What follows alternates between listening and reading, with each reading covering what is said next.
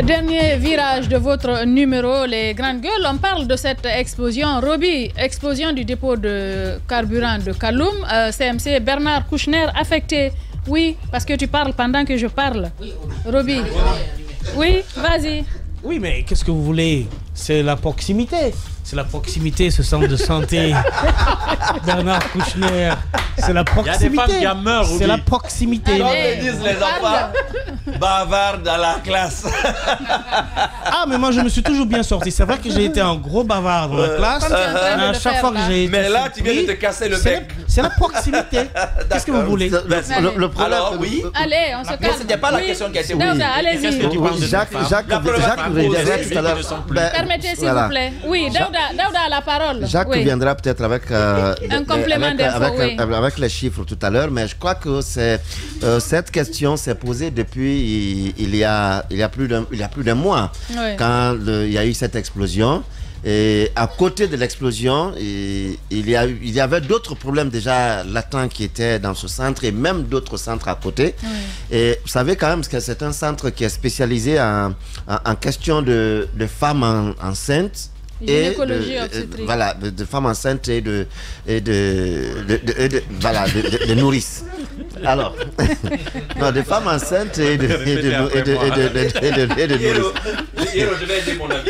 Il faut l'aider. Il faut résumer. Non, moi j'ai dit femme et gynécologique, c'est bon. J'ai dit femme enceinte et nourrice. C'est ça. Femme enceinte et nourrice. Permettez-moi que je dise. Ça, c'est les maternités. Permettez que je dise pour la meilleure compréhension. Parce qu'aujourd'hui, toutes ces femmes qui vont à Kouchner ou qui ont l'intention d'y aller ne peuvent pas forcément comprendre ce que vous dites. Alors, je dis, depuis cette explosion, il y a eu beaucoup d'impact sur, en tout cas, sur les installations riveraines à ce dépôt, notamment le CMC Bernard Kouchner. Et aujourd'hui, les patientes, d'abord les travailleurs, il faut le dire, qui sont un peu, on peut dire, en débandade, parce que ne pouvant plus exercer sur place, sont obligés de se chercher ailleurs. Et pendant ce temps, vous savez, chaque médecin ou chaque femme enceinte ou nourrice a un médecin qui la suit. Alors, si votre médecin qui vous suit n'est plus tranquille sur place, ça veut dire que vous-même, vous êtes obligé soit de le chercher où il est, ou de vous chercher un autre médecin. Et cela vous amène à vous soumettre un peu à un nouveau rythme. Le nouveau rythme qui ne peut pas forcément être en votre faveur, parce que vous allez trouver déjà que celui vers qui vous allez a déjà d'autres patientes desquelles il s'occupe. Est-ce que votre va bien être adopté pour vous permettre d'être bien suivi? Je crois qu'aujourd'hui, il y a lieu de se pencher sur la question particulière de ce centre médical communal de CMC de Bernard Kouchner, parce qu'on sait comment la reconstruction a été faite, le rééquipement, même si la directrice, c'est Bamba, hein, Madame Bamba, qui est toujours la directrice, qui a quitté. La directrice, quand même, avait encore, avant cette explosion, émis des besoins. Alors, cette explosion vient aggraver la situation parce que le centre manquait déjà d'équipement et aujourd'hui, ça vient encore s'aggraver. Je crois qu'il faut y porter un regard pour sauver des vies. Bien, Jacques Léwa, des chiffres peut-être. Qu'est-ce qu'on a réellement? On n'a pas de chiffres exacts. Complément d'info alors. Pour l'instant, ceux qui travaillent se méfient un peu d'aborder le sujet. Ce qui est sûr, je crois, quand la mine est passée à Kaloum après l'explosion, il avait fait un tour à l'hôpital Bernard Kouchner pour voir un peu les dégâts. Vous savez, le Alpha avait voulu de ce centre un peu supérieur au-dessus des autres CMC de la ville, et c'était destiné à être mieux équipé. Et ce qui a été fait à la suite, c'est qu'on a pris l'hôpital, une partie des médecins de l'hôpital Ignace Dine et même de Donka pour les envoyer là, notamment les gynécologues et puis les sages-femmes qui sont spécialisés sur des questions de maternité et si vous voulez, de suivi de suivi prénataux, donc de grossesse, donc qui ont été envoyés là. Aujourd'hui, avec l'explosion, donc beaucoup de femmes ont perdu les traces de leur médecin. Oh, tout le monde connaît dans quel état se trouvent nos hôpitaux nationaux, surtout Ignace Dine.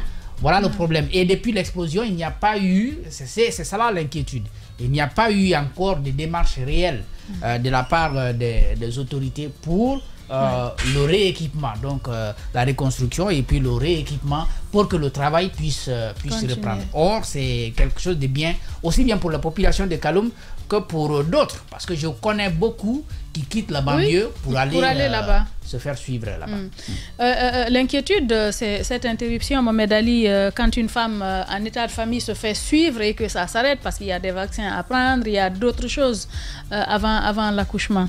D'où l'importance d'une meilleure organisation après une telle tragédie du côté de Kaloum. Moi, je constate tout simplement qu'il y a des gens qui souffrent, et il y a des femmes qui pourraient mourir sous nos yeux. Tous les matins, nous descendons à Kaloum, nous remontons, on les voit, mais on ne prête pas attention à elles. C'est la preuve aussi que ce comité de gestion de crise ne fonctionne pas, madame, et que ce comité-là n'existe pas, parce que tout simplement, on aurait pu catégoriser ces femmes, celles qui sont dans le besoin urgent, et les confier à des médecins qui travaillent dans d'autres hôpitaux. On aurait pu leur montrer une ligne directrice, à dire dorénavant, vous ne pouvez pas orienter ailleurs. Les orienter ailleurs, c'est un autre médecin, et on aurait pu commettre des médecins à cette tâche-là particulièrement pour ne pas que parce qu'on a réussi quand même à délocaliser des élèves d'une école pour une autre.